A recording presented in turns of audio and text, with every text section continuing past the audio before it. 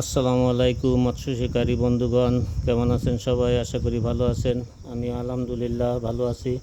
তো আজ আপনাদের দেখাবো বিশেষ একটি মশলা যেটা হচ্ছে একাঙ্গি। একাঙ্গি আপনারা সবাই জেনে থাকবেন, কারণ মাছ ধরার জন্য এটা সর্বপ্রথম এবং এক নম্বরের মশলা একাঙ্গি। এটার চাষ পদ্ধতিটা আপনাদেরকে আমি আজকে দেখাবো। সেটা এই একাঙ্গি আসলে এটা গুল্ম জাতীয় পদার্থ, আদা হলুদ এই জাতীয় উদ্ভিদ। এটা দক্ষিণ এশিয়ার সকল দেশে এটা বহুল পরিচিত, রান্নার মশলা হিসেবে পরিচিত এবং মাছ ধরা শিকারীদের কাছে এটা অতি পরিচিত একটু নাম। তো আমি কোনো বড় ধরনের কোনো কৃষক নই, তবু আমি যতটুকু জানি এ সম্পর্কে আপনাদের জানাবো। এটা আমাদের দেশে ময়মনসিংহ এবং মেহেরপুর ডিস্ট্রিক্টে এটার ব্যাপক আকারে চাষাবাদ হয়। এটা এখন বাণিজ্যিক ভিত্তিতে চাষাবাদ হচ্ছে। তো আপনারা এই চাষ করতে পারেন, করলে অনেক উপকৃত হবেন, অনেক লাভজনক। পোকামাকড়ের কোনো বালাই নেই এবং এটা আসলে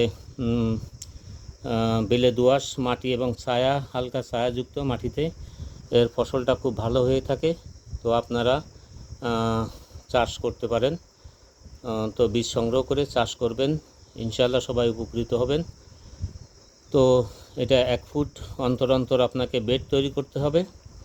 1 ফুট অন্তর 3 থেকে 4 ইঞ্চি আপনারা গভীরতা করে এটাকে আপনারা চাষাবাদ করতে পারেন। তো বেডের ভিতরে আপনারা পুরাতন চুলার যে ছাই হয়, এটা একটু পুরাতন, 2-1 বছরের পুরাতন ছাইটা দিয়ে দিবেন। এই ছাইটা দিলে আপনার পোকামাকড় হবে না। দ্বিতীয়ত এটা আপনার ফসফেটের কাজ করবে। আপনাকে দ্বিতীয় আর কোনো সার দিতে হবে না। গাছ সাধারণত বড় হয় না, পাতাগুলো মাটির সঙ্গেই লেগে থাকে, আর তেমন পরিচর্যা করা লাগে না, শুধু আগাছাগুলো বেছে দিলে হয়। তো আমি আপনাদেরকে দেখাবো কিভাবে এর বীজ রোপণ করতে হয় এবং মাটি তৈরি করতে হয়। তো মাটিটা আপনারা কুপিয়ে নেবেন, কুপিয়ে ঝুড়ো করে বেড তৈরি করবেন এবং বেডের ভিতরে আপনার পুরাতন ছাই দিবেন। আমি আপনাদেরকে ভিডিওর মাধ্যমে আমি কিভাবে বীজ বপন করতে হয় আপনাদেরকে আমি দেখাবো ইনশাল্লাহ।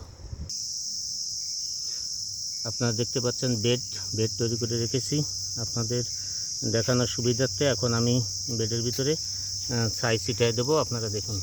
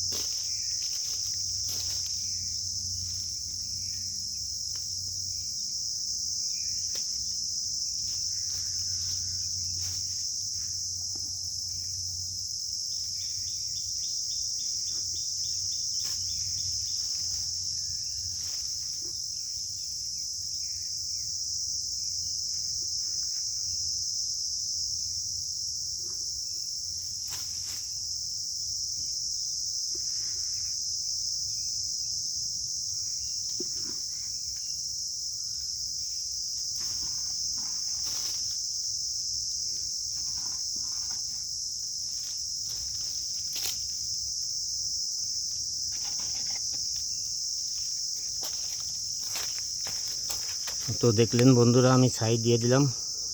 এখন আমি বীজ রোপণ করে আপনাদেরকে দেখাবো। আর বীজ রোপণ করে আপনার মাটিগুলো সমান করে দিতে হবে, আর কোনো কাজ নাই। আপনারা দেখতে থাকুন আর সাথে থাকুন। আর ভিডিওটিকে অবশ্যই আপনারা লাইক শেয়ার কমেন্ট করবেন এবং সাবস্ক্রাইব করে দিবেন, আর পাশে থাকা বেল বাটনটিকে ক্লিক করে দেবেন, যাতে পরবর্তী আপডেট আপনারা সঙ্গে সঙ্গে দেখতে পারেন। আর যদি আপনাদের ভালো না লাগে তো আপনারা ডিসলাইক দিবেন, তাতে কোনো সমস্যা নেই। তো আপনারা সাথে থাকুন এবং দেখতে থাকুন। এই যে বন্ধুরা দেখুন, এগুলো হচ্ছে একাঙ্গির বীজ। আমি এখন রোপণ করব। আমি অনেকগুলো নিয়ে এসেছি। আমি আজকে প্রথম রোপণ করতেছি।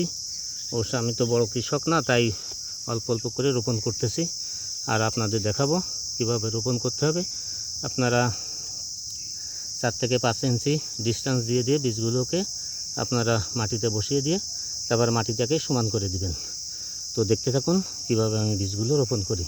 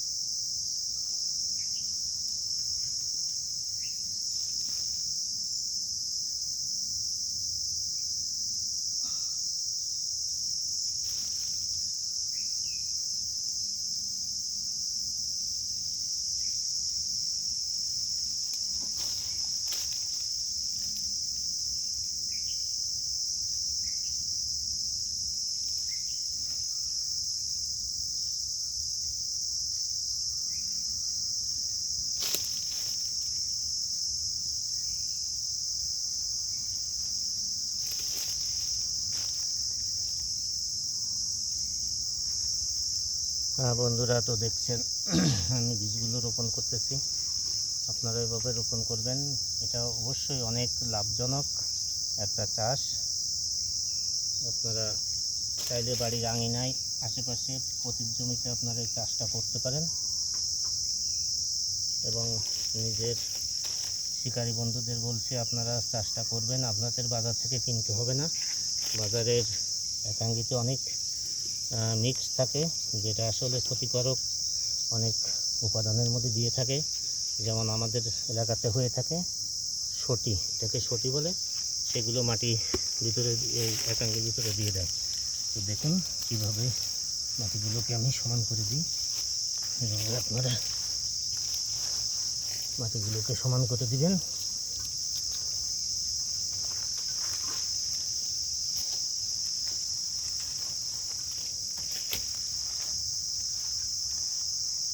ভিডিওটা একটু বড় হচ্ছে, তবুও কিছু আপনাদের শেখাতে পারতেছি।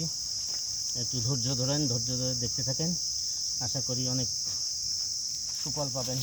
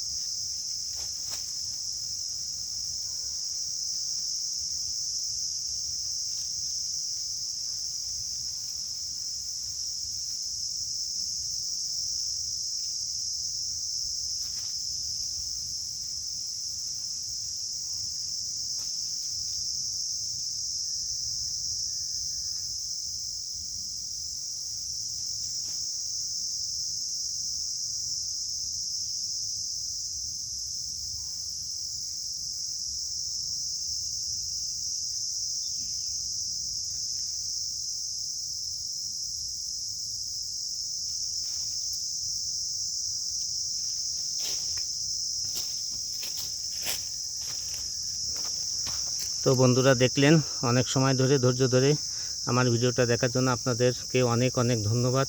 আমি আসলে আরও অনেক জমিতেই এগুলো লাগাবো। তো সব জমির ভিডিও তো আপনাদের দেওয়া সম্ভব না, ভিডিও অনেক বড় হবে। তো ছোট পরিসরে আপনাদের দেখালাম। আরও অনেক বীজ রয়েছে, এখানেও আছে এবং আমার বাড়িতেও আছে। তো আপনারা অনেক ধৈর্য ধরে আমার ভিডিওটা দেখার জন্য আপনাদের সবাইকে ধন্যবাদ। তো আশা করি এখান থেকে আপনারা সবাই উপকৃত হবেন। সে পর্যন্ত সবাই ভালো থাকবেন, সুস্থ থাকবেন। আর অবশ্যই আমার চ্যানেলটিকে সাবস্ক্রাইব করবেন। পাশে থাকা বেল লাইক বাটনটি চেপে দিবেন। লাইক, কমেন্ট, শেয়ার করে আমাকে আরও উৎসাহ দেবেন। আশা করি সে পর্যন্ত সবাই ভালো থাকবেন, সুস্থ থাকবেন। আল্লাহ হাফিজ।